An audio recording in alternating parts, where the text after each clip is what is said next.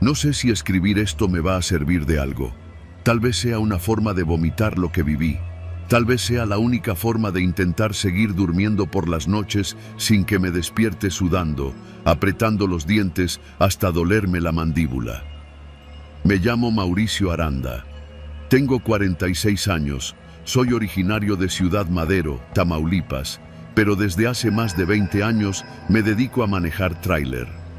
Casi toda mi vida la he pasado en carretera, cruzando México de arriba a abajo, desde la frontera hasta la punta más lejana del sur.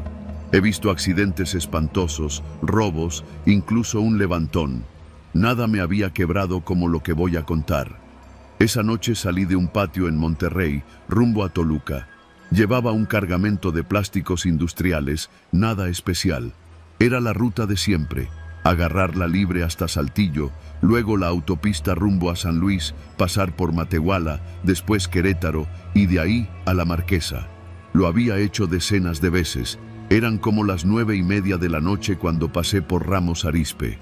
Ya para esas horas, la mayoría de los traileros se paran a descansar en alguna pensión, pero yo iba bien, sin sueño. Me tomé un Red Bull en el Oxxo de la salida, me comí unas papas y le subí al corrido que traía puesto. El clima estaba raro.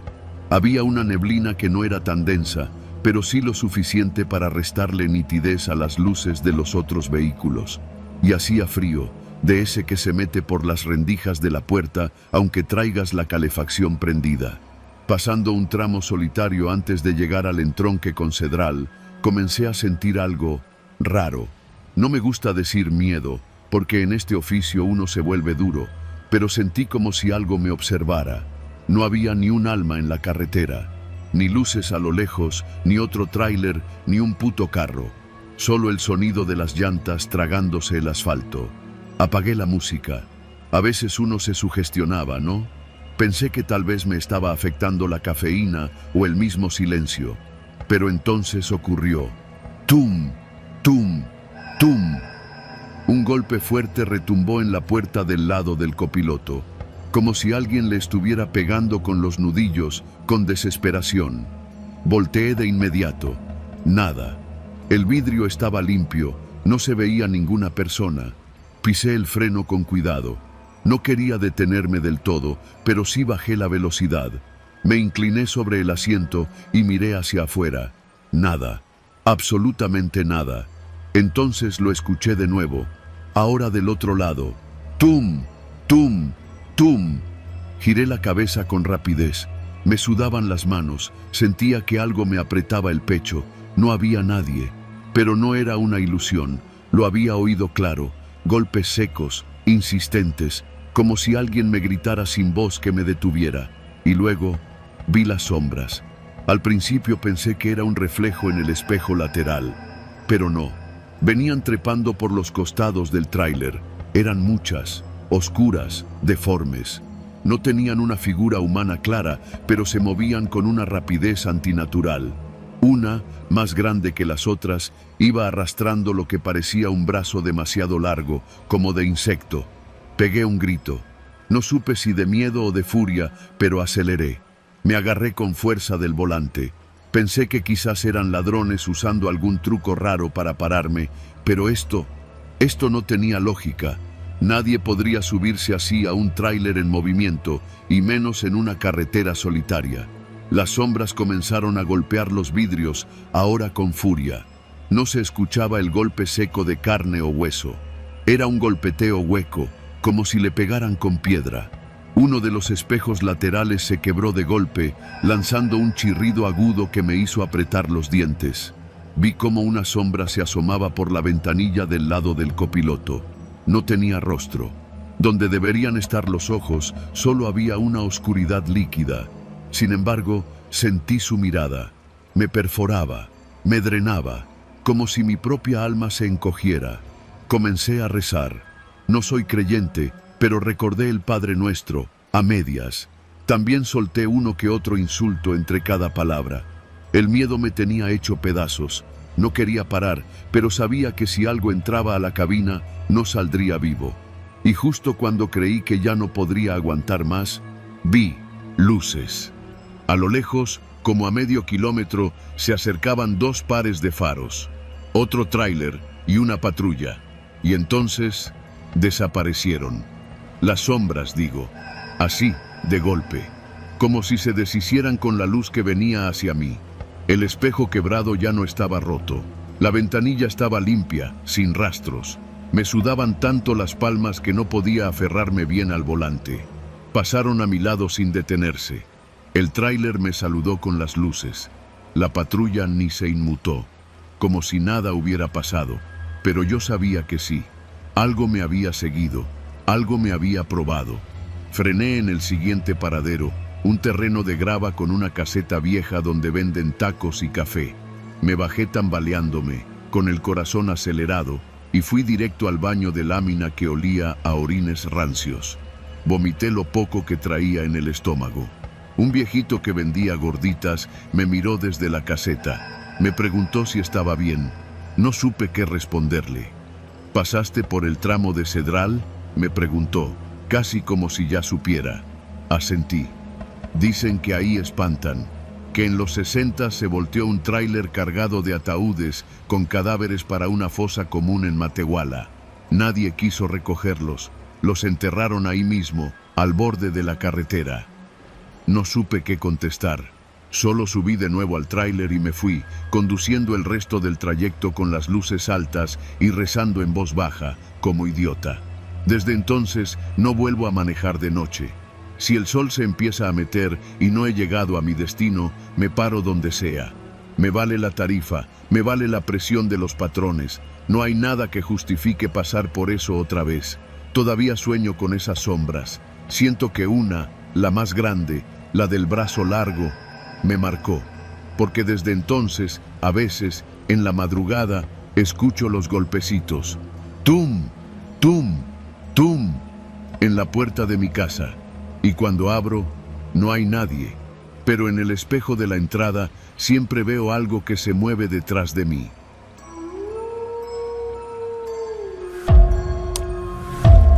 Nunca fui de los que creen en cosas sobrenaturales.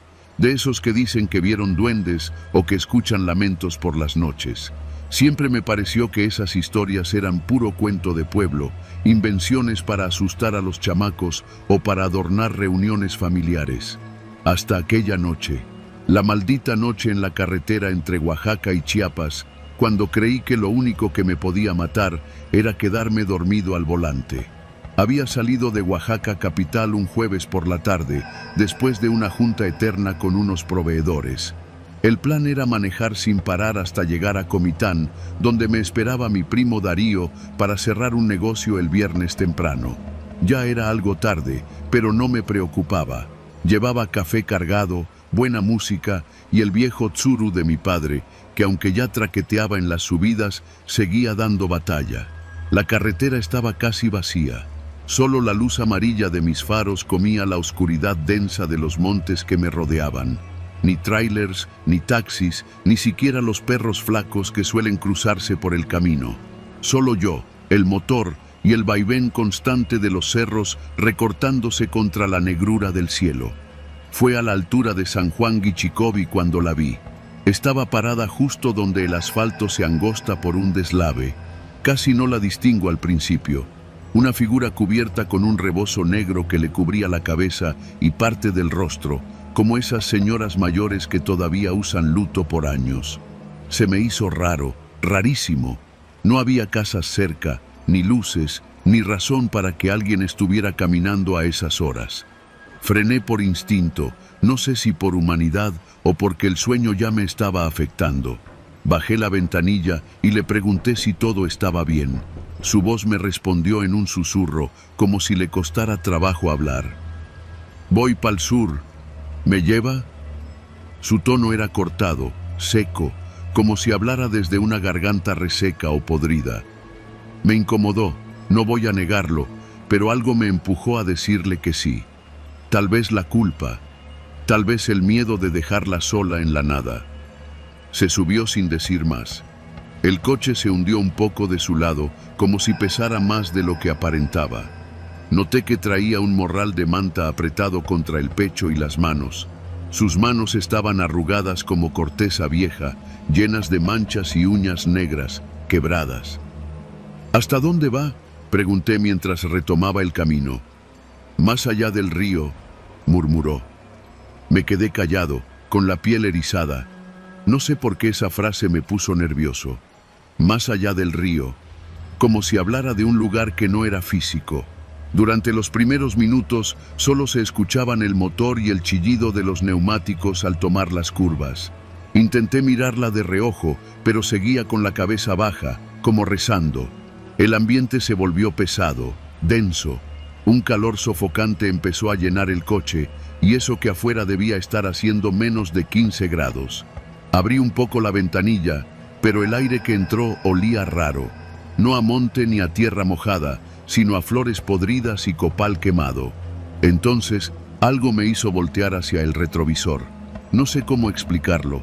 Ella iba sentada en el asiento de copiloto, sí, pero en el retrovisor no era ella. Su reflejo mostraba otra cosa. Una criatura encorvada, con cuernos retorcidos saliendo de su cráneo, como de chivo viejo, ojos rojos como brasas y una sonrisa abierta que le partía el rostro hasta las orejas. Una sonrisa de dientes largos, torcidos, más parecidos a garras de animal que a dientes humanos. Me quedé helado. No respiré. Me aferré al volante con tanta fuerza que los nudillos se me pusieron blancos. Quise pensar que estaba alucinando, que era el cansancio, que me estaba durmiendo. Pero cuando volteé a verla directamente, seguía siendo la anciana. Mismo rebozo, mismo cuerpo frágil. Solo en el reflejo era esa otra cosa. ¿Está bien?, me preguntó de repente, sin mirarme. Me sudaban las manos. El Tsuru empezó a dar jalones, como si el motor se ahogara. Miré el tablero. Todo estaba en orden. Combustible, aceite, temperatura. Sí, todo bien, mentí. Nunca fui de los que creen en cosas sobrenaturales. De esos que dicen que vieron duendes o que escuchan lamentos por las noches. Siempre me pareció que esas historias eran puro cuento de pueblo, invenciones para asustar a los chamacos o para adornar reuniones familiares. Hasta aquella noche, la maldita noche en la carretera entre Oaxaca y Chiapas, cuando creí que lo único que me podía matar era quedarme dormido al volante. Había salido de Oaxaca capital un jueves por la tarde, después de una junta eterna con unos proveedores. El plan era manejar sin parar hasta llegar a Comitán, donde me esperaba mi primo Darío para cerrar un negocio el viernes temprano. Ya era algo tarde, pero no me preocupaba. Llevaba café cargado, buena música y el viejo Tsuru de mi padre, que aunque ya traqueteaba en las subidas, seguía dando batalla. Me sentía observado, como si hubiera más ojos que los suyos dentro del coche. La radio comenzó a chispear, aunque llevaba la música apagada desde hacía rato. Un murmullo salió por las bocinas, como voces hablando en otro idioma, algo gutural y áspero. El tablero titiló, y luego todo el coche se apagó en seco. Las luces, el motor, todo. Frené de golpe y el coche se detuvo a la orilla. Ni siquiera los intermitentes funcionaban. Volteé hacia ella. Ya no llevaba el rebozo. Su rostro era blanco, sin cejas ni labios. Tenía los ojos completamente negros, como pozos sin fondo, y una hilera de dientes afilados sobresalía de su boca entreabierta. En lugar de cabello, su cráneo parecía estar cubierto de raíces secas o gusanos petrificados. Me miraba sin parpadear. «Ya casi llegamos», dijo con una voz que no era humana. Era doble, como si hablara alguien más desde dentro de ella, algo más. Intenté abrir la puerta, pero no se movió. Ninguna lo hacía. Golpeé el volante, grité, pateé el tablero. Nada. Estábamos atrapados en esa cosa metálica, en mitad del monte, y yo con el corazón queriendo salirse por la garganta. Entonces ella abrió su morral. Dentro, vi lo que parecía ser un montón de muñecos de trapo, como los que venden en los tianguis, pero con clavos oxidados enterrados en los ojos, mechones de cabello real y pedazos de hueso humano amarrados con listones rojos. Uno de ellos tenía una camisa como la mía. Lo reconocí. Era yo. Mi cara cosida en tela, mi cabello, mi reloj de pulsera bordado a mano. ¿Qué es esto?, ¿Qué carajos es esto?, grité. Ella sonrió. Sus dientes crecieron, se alargaron más. La piel empezó a caérsele en tiras del rostro, como cera derretida, dejando al descubierto una masa negruzca, palpitante, donde se movían cosas bajo la piel. «Es tu ofrenda. Ya es hora». El coche comenzó a temblar. No como un temblor normal, sino como si algo debajo del suelo estuviera empujando hacia arriba. El asfalto se resquebrajó, y de las grietas salieron manos, dedos largos como raíces, uñas curvas que rasgaban la tierra. Voces comenzaron a susurrar desde fuera, desde dentro, desde el mismo aire. Pensé que iba a morir ahí, que esa cosa se me iba a meter por la boca, por los ojos, y me iba a arrastrar a donde fuera que arrastraba a los otros. Pero de pronto todo se detuvo, así, de golpe. El coche volvió a encender, las luces prendieron, la radio se apagó, el silencio volvió, como si nunca hubiera pasado nada. Volteé hacia el asiento de copiloto, vacío. El rebozo estaba doblado, perfectamente colocado sobre el asiento, como si me lo hubiera dejado a propósito. No sé cómo logré arrancar el coche. No recuerdo manejar el resto del camino. Solo sé que llegué a Comitán en algún punto de la madrugada, con las manos temblando y la garganta seca como desierto. Desde entonces no puedo pasar por esa carretera sin sentir que alguien me observa desde el asiento del copiloto. El rebozo aún lo conservo, aunque nadie me cree cuando les cuento que huele a tierra mojada, a incienso viejo y a carne. Y lo más extraño, a veces, al mirarme en el retrovisor, juro que veo otra cosa detrás de mí, algo con cuernos.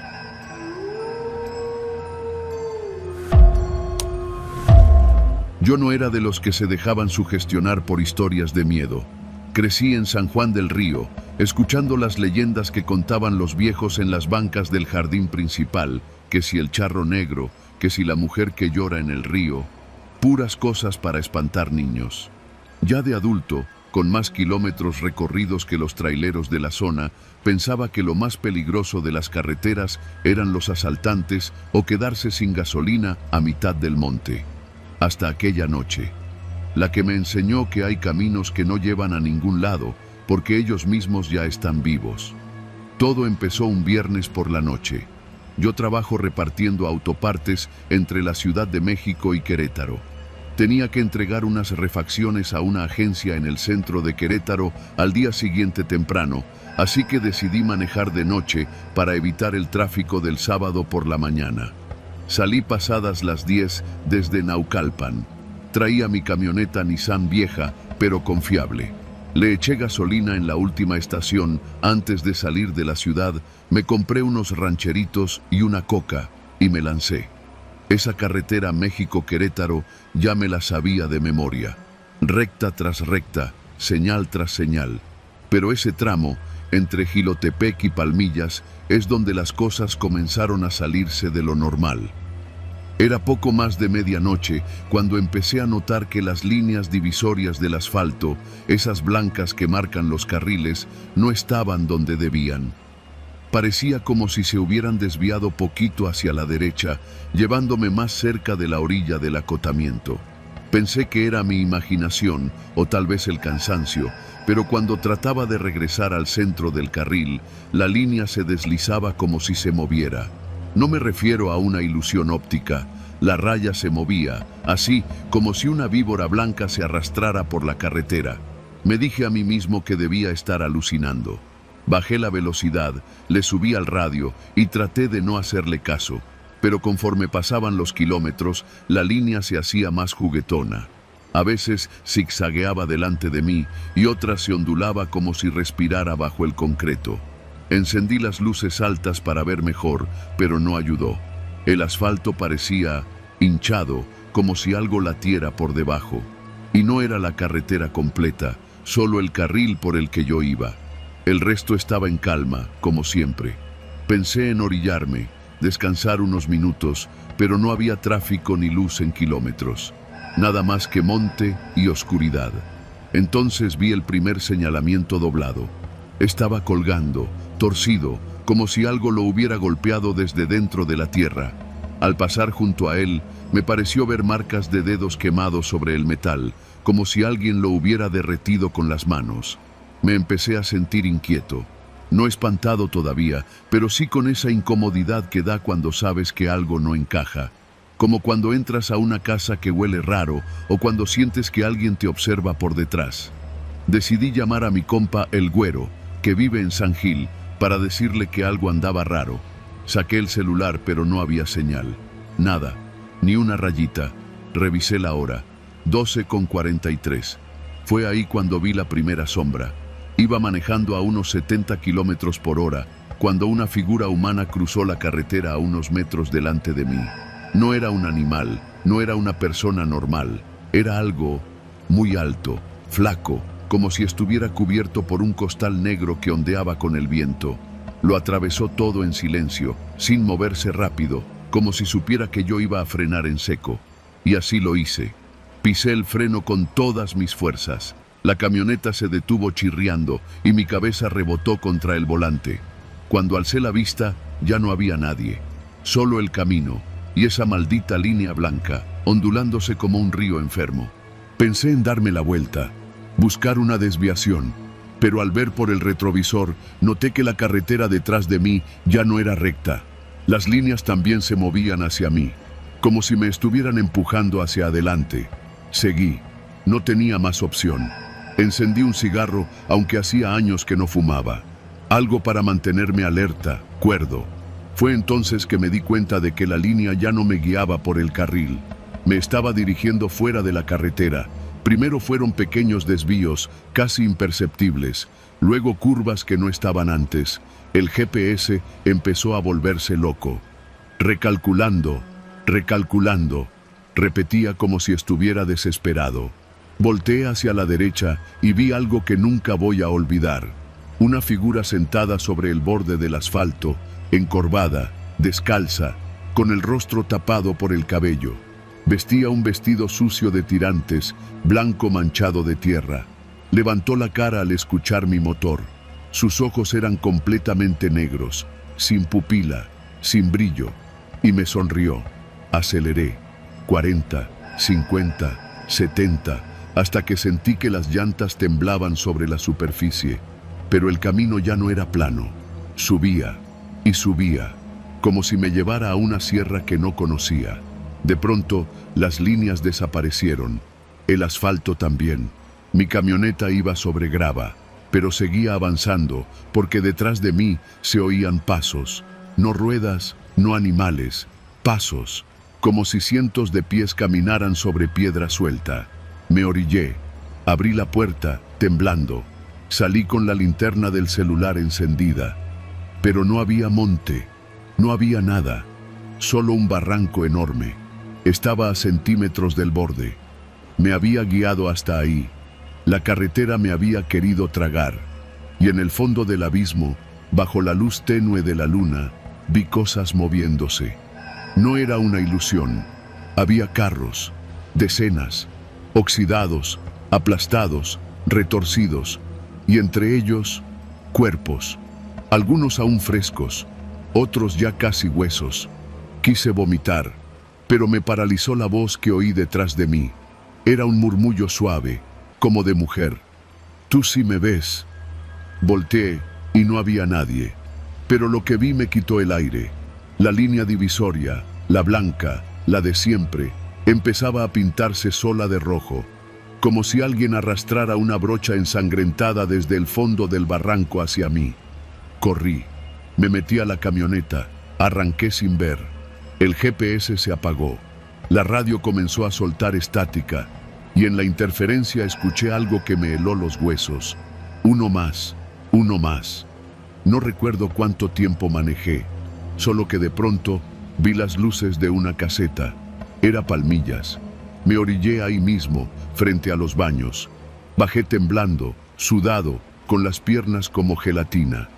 Un policía federal me preguntó si necesitaba ayuda. Yo solo le dije, la línea me quería llevar. Él me miró raro, como si no fuera el primero en decirlo. Solo murmuró, no debería haber tomado ese tramo de noche. Desde entonces, no volví a manejar de noche.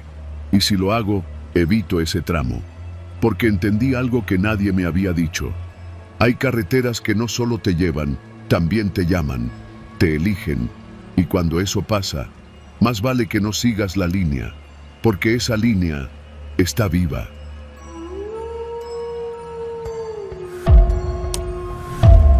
No soy de los que creen en cosas raras. Siempre me he considerado alguien con los pies bien plantados en la tierra, sobre todo desde que empecé a trabajar como trailero. En la carretera uno ve muchas cosas, sí, pero casi siempre hay una explicación lógica. Reflejos, neblina, animales que cruzan de madrugada, gente borracha. Pero lo que me pasó hace unos meses en la Sierra de Puebla, en la carretera entre Zapotitlán, Salinas y Tehuacán, no tiene explicación. No hay forma de contarlo sin que se me revuelva el estómago. Yo me llamo Leonardo, pero todos me dicen Leo. Tengo 43 años y llevo más de 20 manejando tráileres de carga. Me gusta la tranquilidad del camino, los audífonos con música de José Alfredo o Ramón Ayala y los cafés cargados de las gasolineras donde todos los meseros ya me saludan de lejos. Esa noche iba de regreso de Oaxaca, después de entregar unos sacos de cemento en San Pedro Pochutla. Me tocaba cruzar la sierra ya bien entrada la noche, pero no me preocupaba. Conozco esa ruta como la palma de mi mano. Eran como las 2 de la madrugada, más o menos. La noche estaba limpia, con la luna colgando completa y pálida sobre los cerros. No había niebla ni animales, solo el ronroneo del motor y la luz amarillenta de mis faros cortando la oscuridad. Fue poco antes de llegar a San Antonio Texcala cuando empezó todo. Primero, un olor extraño empezó a colarse por la rejilla del aire acondicionado. Pensé que algo se estaba quemando en el motor, así que abrí la ventanilla para asegurarme, pero lo que sentí no fue humo de diésel ni nada mecánico. Era copal, fuerte, espeso, como si estuviera metido en una iglesia durante una misa de muertos. Un olor tan denso que se te mete en la garganta. Me detuve en una cuneta estrecha, bajé con la linterna en mano y revisé todo. El cofre, los frenos, las llantas. Nada. Todo estaba en orden. Ni una fuga, ni un calentamiento. Pero el aroma seguía ahí, incluso más intenso. Entré de nuevo a la cabina y cerré las ventanas. Me eché un trago de agua y seguí mi camino. No quise pensar más. Fue entonces cuando los vi. Apenas había avanzado unos 3 kilómetros cuando algo empezó a cruzar la carretera, justo frente a mí. Frené con cuidado, pensando que era gente del pueblo, quizá una peregrinación. Pero al momento de frenar y ver bien, se me fue el alma a los talones. Eran figuras humanas. Un grupo. 5, 6, tal vez más. Todas vestidas con ropas largas, como túnicas oscuras. Caminaban en fila, en silencio absoluto, pero lo más perturbador no fue eso.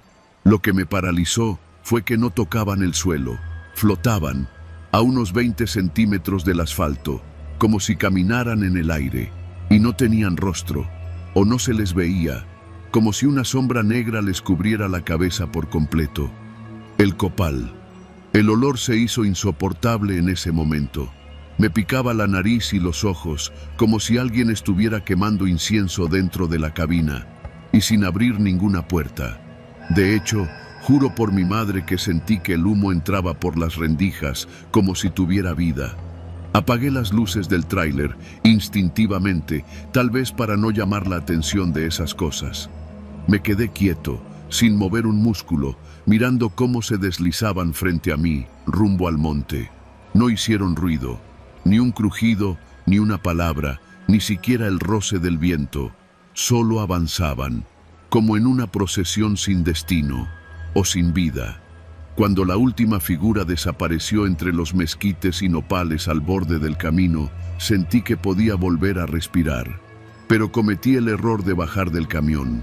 Pensé que quizá era algún tipo de ritual local, algo que tenía explicación.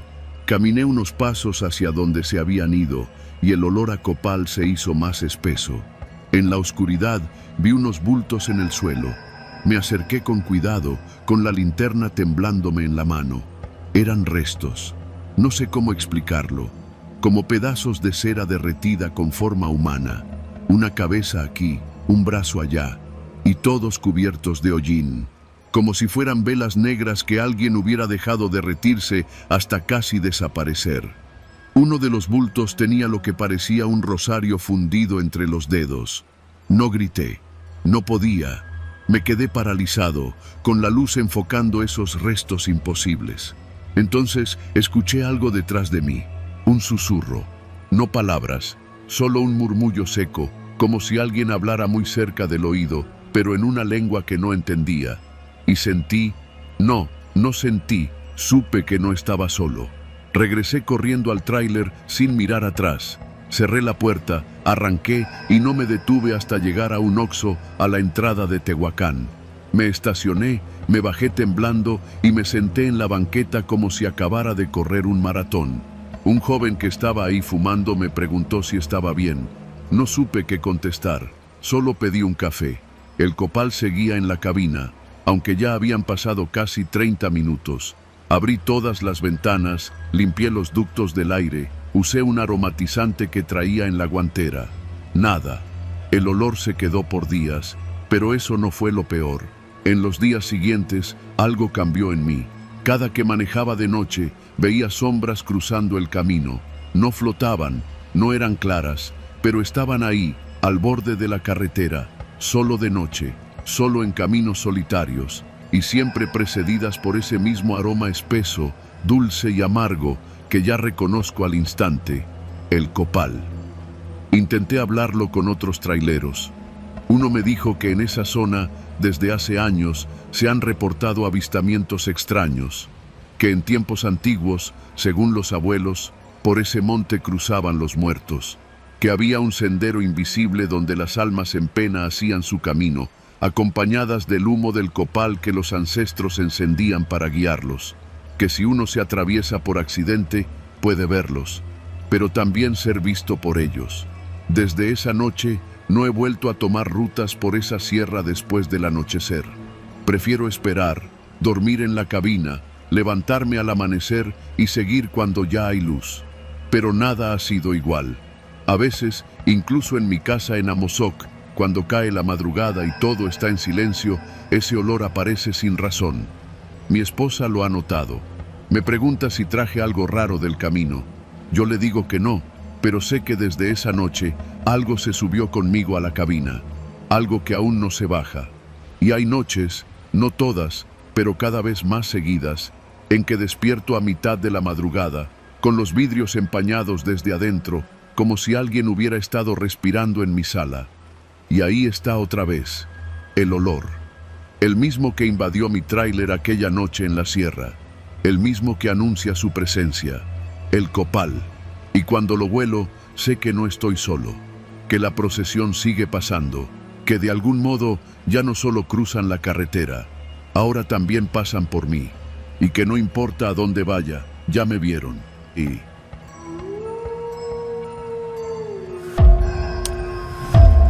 yo no creo en esas cosas.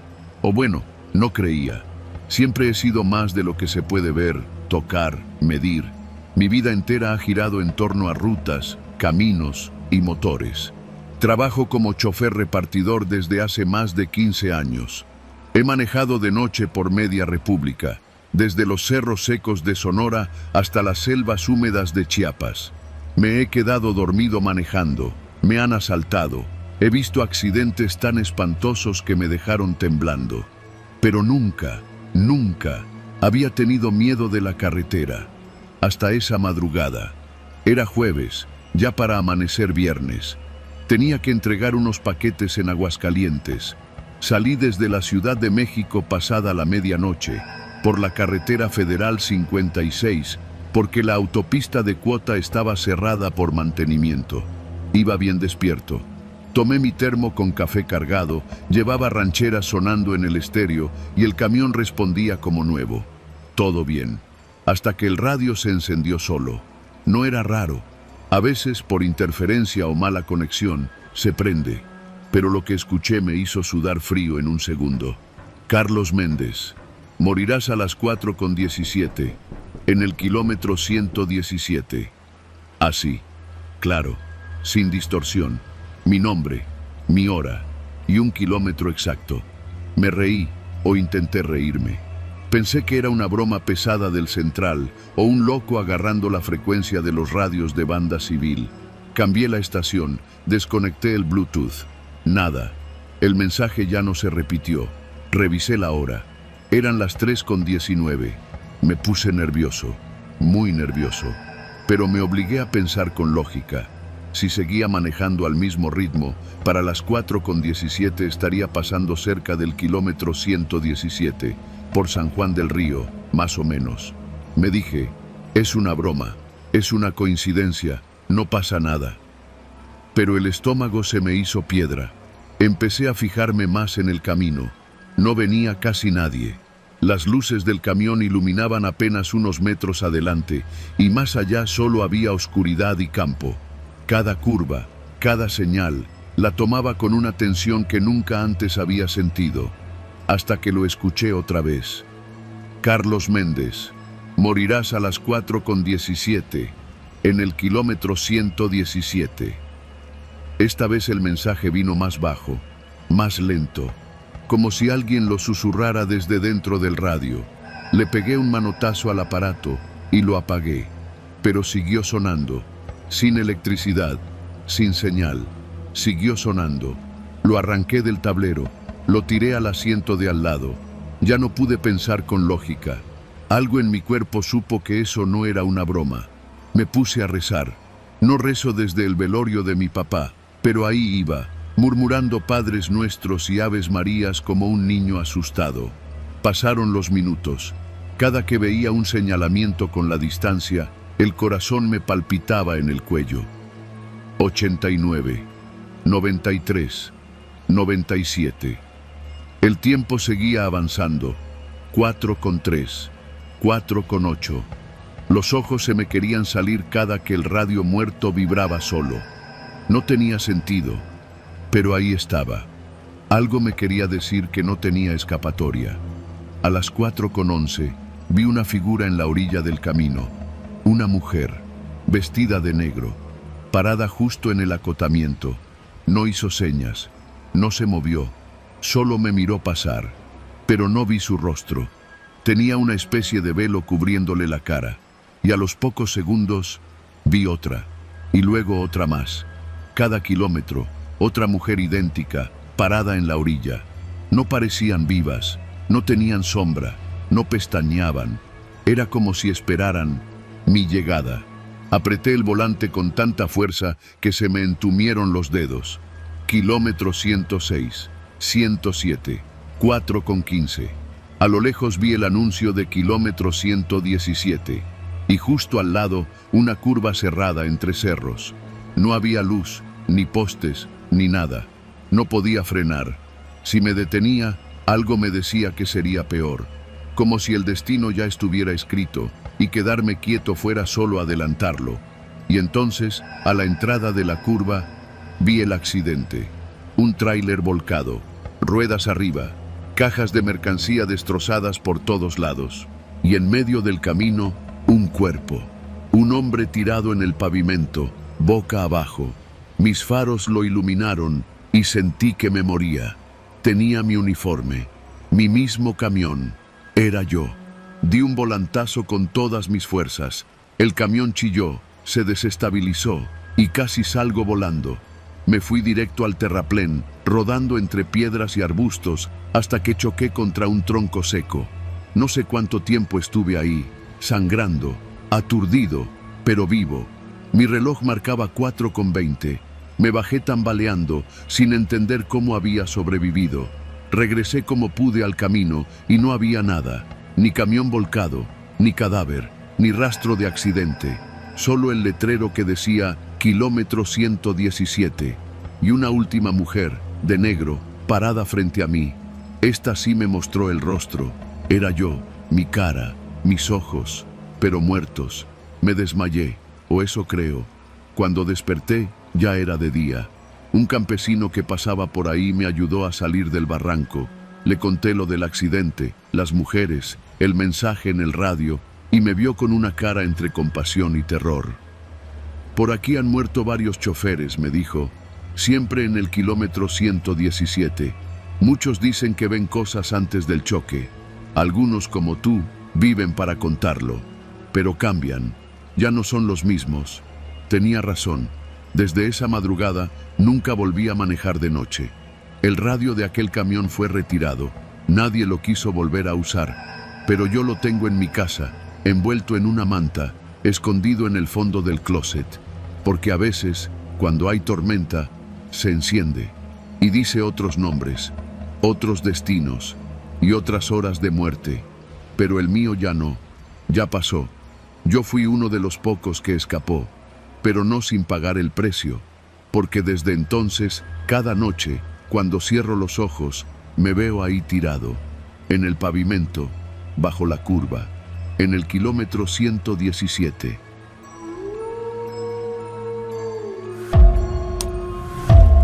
No es la primera vez que manejo de madrugada. Me dedico a la logística, transporte de mercancías entre almacenes y he hecho ese trayecto de la Ciudad de México a Querétaro. Más veces de las que puedo contar. A veces me siento más en casa en el asiento del tractocamión que en el catre de renta donde vivo allá por Iztapalapa. Pero lo que me pasó esa noche, eso cambió todo. Era un jueves por la noche, cerca de las 2 de la mañana, cuando me tocó salir con una carga ligera rumbo a Querétaro. Llevaba cajas de piezas automotrices, nada especial. Salí del almacén en Vallejo, agarré el periférico y de ahí la autopista. No me sentía cansado, ni distraído, ni mucho menos ebrio. Había cenado en una fondita cerca de Tlalnepantla y me sentía bien, con energía. Todo era normal. Hasta que llegué a la primera caseta. Fue en Tepotzotlán. Vi las luces blancas de los carriles y empecé a frenar con calma, como siempre. Lo raro fue que, mientras me acercaba, noté que todas las ventanillas estaban oscuras. Ningún vehículo delante de mí, ni detrás, ni un alma. Pensé, ha de ser cambio de turno o algo así. Pero no. Crucé por la caseta número 3, me detuve y no había nadie. La cabina estaba vacía. Podía ver la silla giratoria meciéndose, como si alguien se hubiera levantado segundos antes. Toqué el claxon una vez, 2 veces. Nada. Me asomé por la ventana. Ni un guardia, ni un trabajador de Capufe, ni siquiera una patrulla. Solo silencio y esa maldita silla moviéndose solita. Me empecé a incomodar, pero el semáforo de la caseta estaba en verde. A lo mejor dejaron el paso libre por mantenimiento, pensé, y seguí. Avancé varios kilómetros, sin notar mucho, pero comencé a sentir algo extraño. No sé cómo explicarlo. Era como si el ruido del motor se escuchara más hueco, como si el sonido no rebotara igual dentro de la cabina. Las luces de los postes, que siempre han sido mi guía, comenzaron a fallar. Una sí, 2 no, otra sí, luego todas apagadas por un tramo largo. Y después, la segunda caseta. Palmillas. Pasó lo mismo. Me acerqué. Oscuro. Vacío. Cabinas deshabitadas. Pero esta vez, algo más me inquietó. En el piso, justo frente a la cabina donde me detuve, vi una mancha grande, alargada, como de grasa o aceite, pero tenía un tono rojizo oscuro. No quería pensar lo que era. Me quedé ahí, esperando que alguien saliera, que alguna voz se oyera. Nada. Solo el leve rechinido de las cámaras girando hacia mí.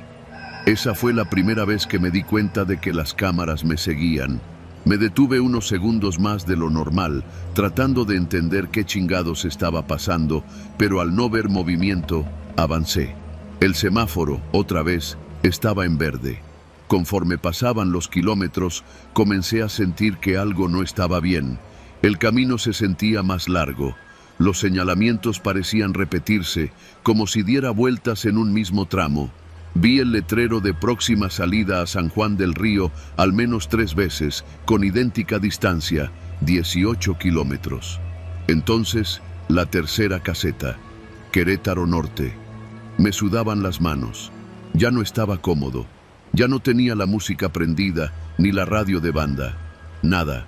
Solo el zumbido del motor y mi respiración. Me acerqué con los faros altos. Otra vez vacía, pero esta vez las luces de la caseta parpadeaban. Daban destellos cortos, intermitentes, como si algo fallara en la electricidad. Pero el resto de la autopista se veía bien. Lo supe porque miré hacia atrás, hacia el tramo recorrido, y los postes seguían iluminados. Me detuve, ya por costumbre, y esta vez sí bajé del camión. No había viento, pero escuché un murmullo, una voz muy suave, que no venía de una dirección específica. Me giraba hacia un lado, se escuchaba por otro. Decía algo que no entendía, pero el tono era como de llanto o súplica. Me acerqué a la cabina. La pantalla donde deberían salir los montos tenía algo escrito, pero no eran números, eran letras, en mayúsculas, desordenadas, como un mensaje roto. Estás donde ya no deberías estar. Retrocedí. Me subí al tráiler. Me senté. Pero antes de arrancar, vi el retrovisor. Y entonces, por primera vez esa noche, lo vi. O la vi. Una figura parada detrás del camión, al borde de la caseta. Una silueta negra, sin rostro, sin forma definida, como si su cuerpo estuviera hecho de sombra líquida. No caminaba, no se movía, solo estaba ahí, apuntándome. No quise pensar. Aceleré. Sentí que algo me acompañaba. No sé cómo explicarlo. Como si hubiera algo en la caja del tráiler. Algo que no iba conmigo cuando salí de Vallejo. Cuando por fin llegué al patio de maniobras en Querétaro, ya era de día. Me temblaban las piernas. Me bajé, sin saludar a nadie, directo con el supervisor, don Ramiro. Le conté todo. No me creyó, claro. Me dijo que lo más probable era que estuviera desvelado o que me hayan dado algún medicamento raro. Pero lo que no pudo explicar fue lo que vimos en las cámaras. Yo insistí en revisar el sistema de video del tráiler. Tiene cámaras delanteras, laterales y una en cabina. Las revisamos cuadro por cuadro. Yo no salgo en ninguna. Todo el trayecto aparece vacío. Se ve la carretera, las luces, incluso se ve que el volante se mueve. Pero no hay conductor. Solo se ven las sombras dentro de la cabina. Y lo más aterrador, en cada caseta, justo cuando el tráiler se detiene, aparece por unos segundos esa figura, parada, mirando directo hacia donde debería estar yo. Don Ramiro no supo qué decir. Me pidió que me tomara el día. Me fui a un hotel. No quería volver a casa. Ni siquiera pude dormir. Soñaba con esa autopista una y otra vez, pero más larga, infinita, con casetas que se multiplicaban y yo atrapado, sin poder salir. En cada sueño, la figura se acercaba más, hasta que llegó una noche donde sentí que me tocaba el hombro. Desde entonces, cada vez que manejo, aunque sea dentro de la ciudad, no puedo dejar de ver los retrovisores. Me siento observado. Hay días en que, sin razón, el radio se enciende solo y solo repite lo mismo. Estás donde ya no deberías estar. A veces me llama don Ramiro. Me dice que desde ese día más conductores han reportado cosas raras en esa autopista. Casetas vacías, horas perdidas, radios que se conectan solos a frecuencias inexistentes. A uno de ellos lo encontraron dormido en el camión a mitad de la carretera, con todas las cámaras desactivadas. Dice que lo despertó una voz que le susurraba por el oído. Yo ya no hago esa ruta. Ahora solo llevo mercancía dentro de la ciudad. Pero incluso aquí, de madrugada, las calles a veces se sienten igual. Huecas, vacías, como si en cualquier momento pudiera cruzar otra caseta y que ya no haya vuelta atrás. Y hay algo que aún no me explico. Esa noche, en cada una de las casetas donde me detuve, el semáforo estaba en verde, como si alguien o algo me estuviera dando permiso para pasar. No sé a dónde, pero no era Querétaro, era otro lado, uno del que casi no regreso. Y si tú, que estás leyendo esto, manejas por la México-Querétaro en la madrugada y ves la caseta vacía, con la silla girando sola, no avances. Porque si pasas esa línea, ya no estás en México, estás en ese otro tramo, donde nunca debiste estar, y no siempre se puede volver.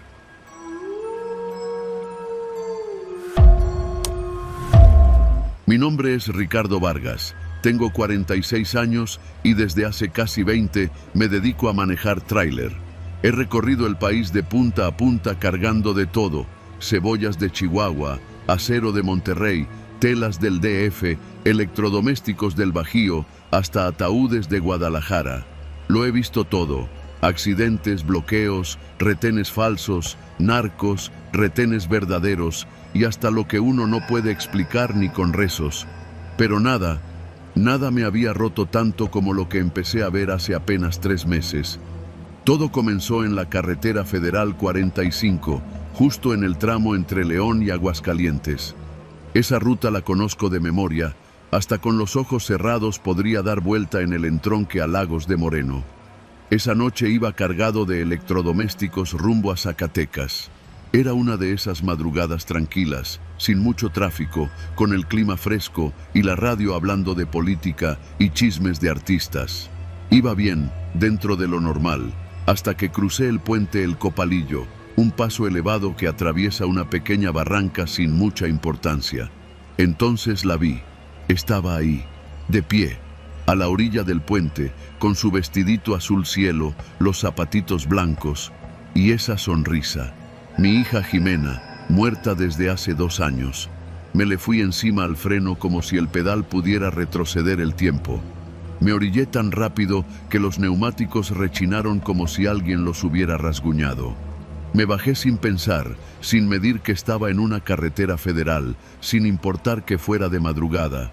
Corrí al borde del puente y... nada. Solo el rumor del viento y el zumbido lejano de algún carro que venía. Me quedé ahí parado, temblando, sin atreverme a mirar hacia abajo, no por miedo a las alturas.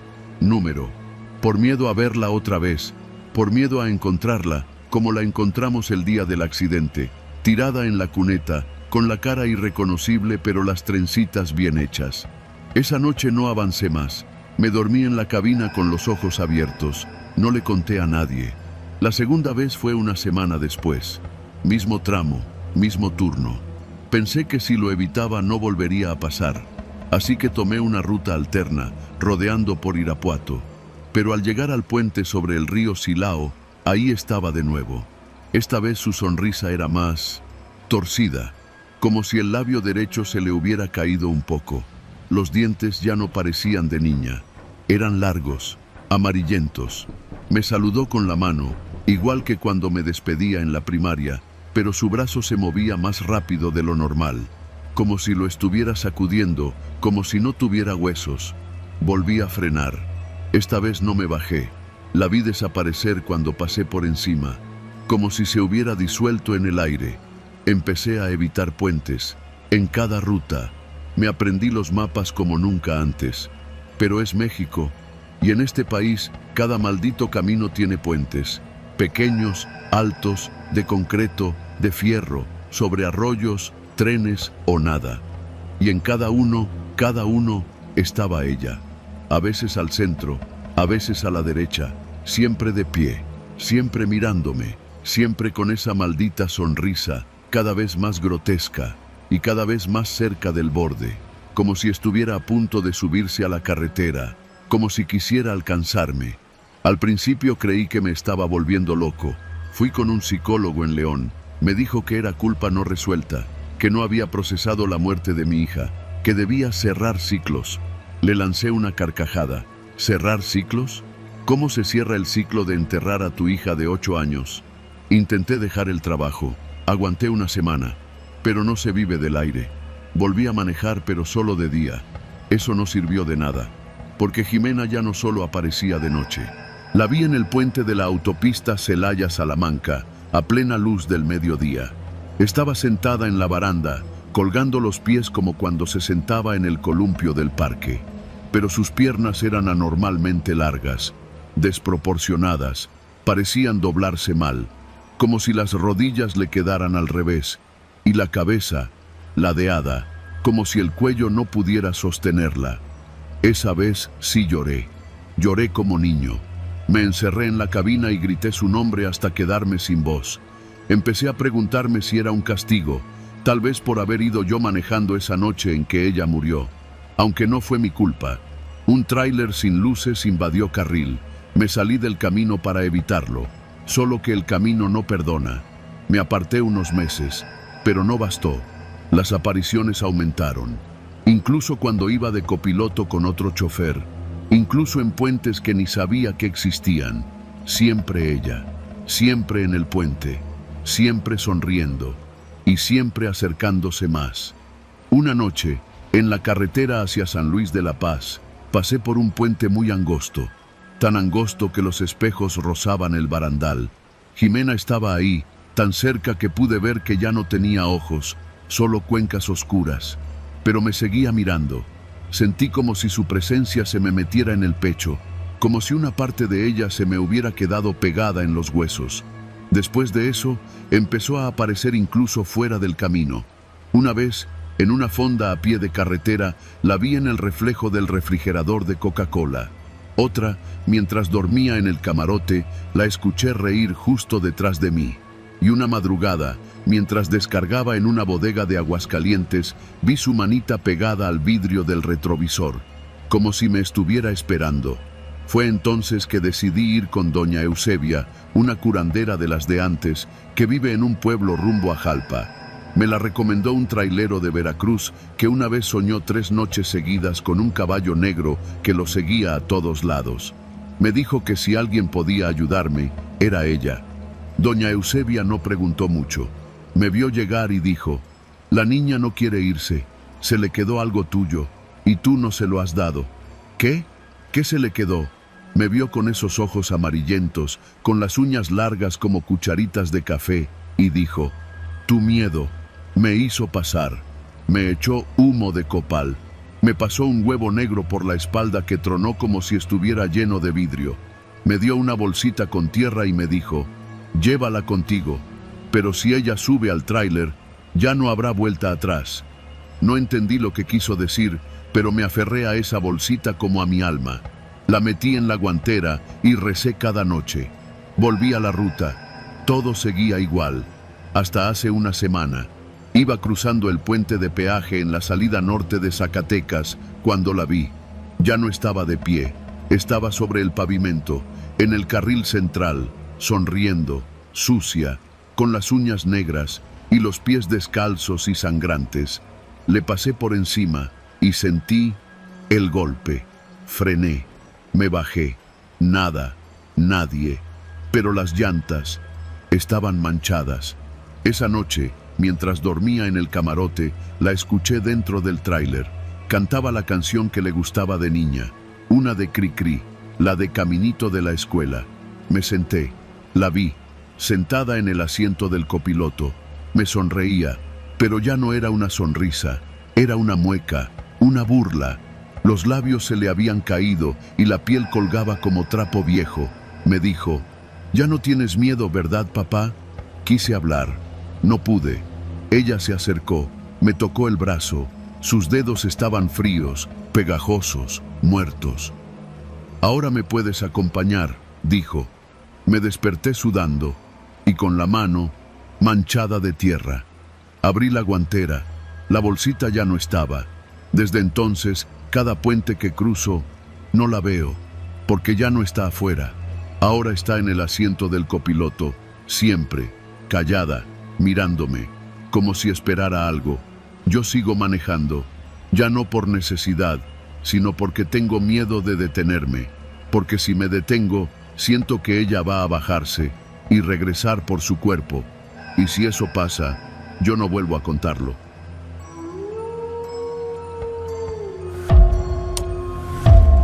La carretera de Querétaro a San Juan del Río siempre me había parecido tranquila, incluso de noche. He manejado mi tráiler por esas rutas desde que tenía 23 años y ya voy para los 40. Me sé cada curva traicionera, cada puente y hasta cada puesto de gorditas que abren desde las 5 de la mañana. Pero esa noche, esa maldita noche, algo se rompió en mi cabeza. No sé si en mi alma también. Era un jueves. Había salido de la central de abastos de Querétaro con la caja llena de costales de maíz para entregar en Apaseo. Casi siempre evito manejar de noche, pero el cliente andaba urgido y me ofreció un extra por entregar a primera hora. Así que ahí iba, bajando por la autopista en plena madrugada, con la radio encendida nomás para no sentir el silencio tan pesado.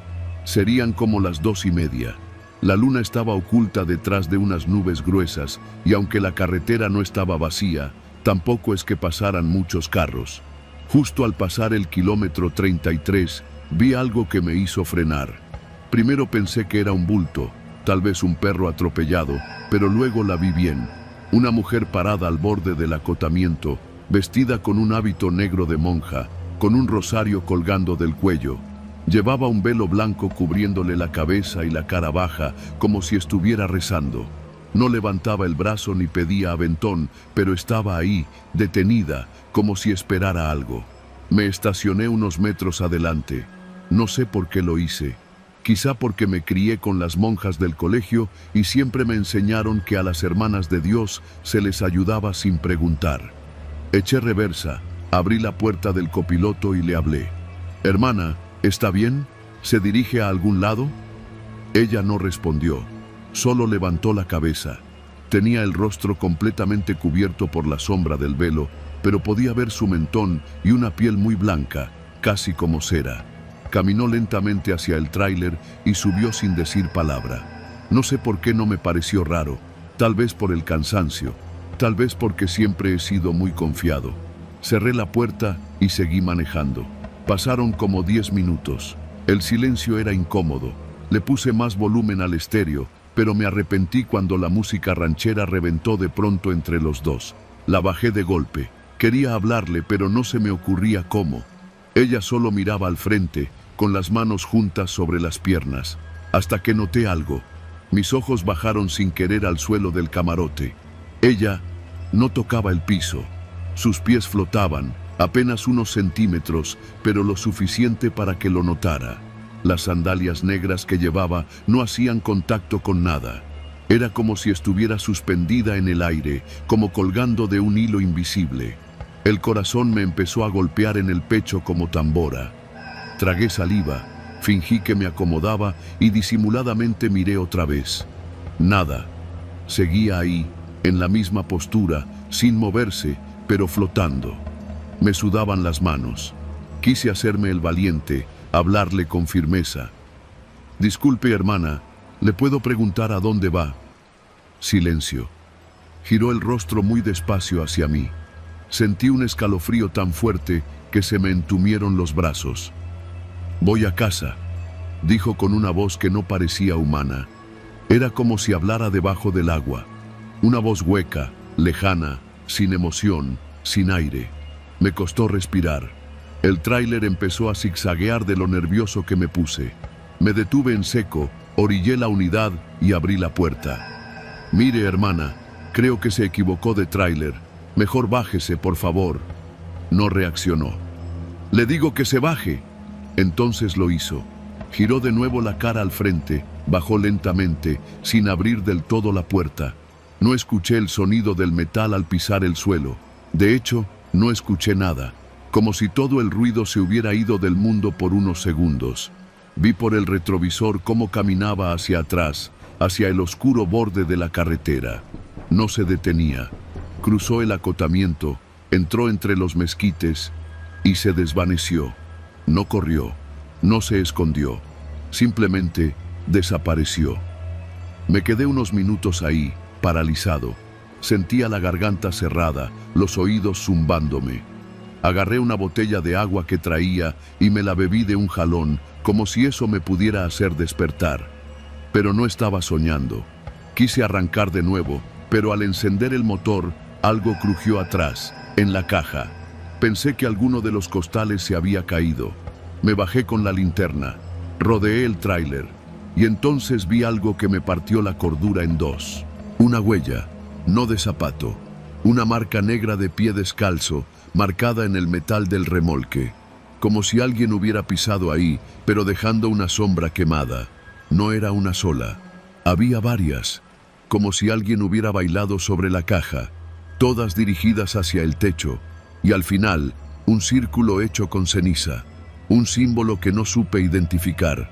No era cruz ni pentagrama, era algo más antiguo, más torcido. Regresé al volante temblando. Conduje sin parar hasta llegar a la gasolinera de Palmillas. Me eché casi todo el tanque y me senté en la banca de afuera, al lado del Oxxo. Uno de los despachadores me preguntó si estaba bien. Le dije que sí, pero debía verme pálido, porque insistió. ¿No venía usted por la carretera libre? No, vengo por la de Cuota, le respondí. Se quedó callado, luego se sentó a mi lado. ¿Pasó por el kilómetro 33? No respondí. Solo lo miré y él asintió, como si ya supiera. Mi abuelo fue trailero, me dijo. También la vio, una monja. Nunca habla, pero si la dejas subir, te deja algo atrás. A mi abuelo le dejó el rosario colgado en el espejo retrovisor. ¿A usted qué le dejó? No le respondí. No podía. Después de descargar el maíz, me regresé a Querétaro. Juré no volver a pasar por esa autopista de noche. Lo cumplí. Cambié mis rutas. Pero a veces, cuando me detengo en alguna fonda o en una pensión para dormir, la sueño. Siempre está parada al borde del acotamiento. A veces está más cerca. Una vez la soñé adentro de mi camarote, viéndome dormir. Lo peor fue hace 2 semanas, cuando me desperté en San Luis Potosí, después de un viaje largo, y encontré algo en mi mochila. Un rosario, negro, viejo, con cuentas de madera quemada. No se lo conté a nadie, no lo he tirado, no sé por qué.